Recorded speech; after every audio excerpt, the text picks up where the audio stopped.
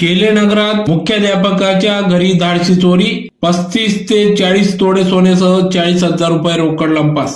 धुळे शहरातील नकाने रोडवर केलेनगर येथील प्लॉट नंबर 40 येथील राहणारे विजय निंबा भामरे हे मस्दी येथे आश्रम शाळेत कार्यरत असून ते दिनांक 18 फेब्रुवारी 2025 रोजी मस्दी येथील काडगाव येथे गावी गेले असता आज दिनांक 25 फेब्रुवारी 2025 रोजी शेजारील नागरिकांकडून सदर घर कुलूप तुटलेल्या अवस्थेत दिसून आल्याचे फोनवरून सांगण्यात आले।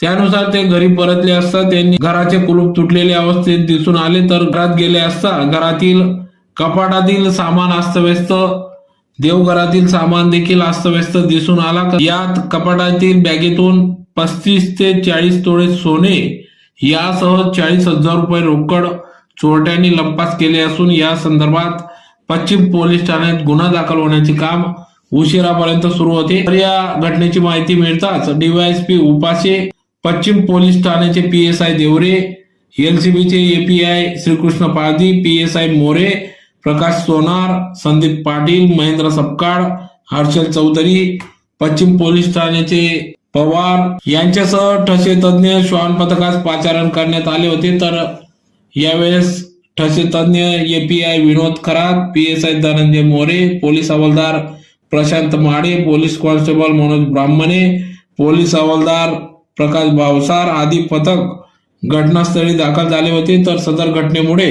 या चोरीच्या घटनेमुळे परिसरात एकच खळबळ उडाली आहे।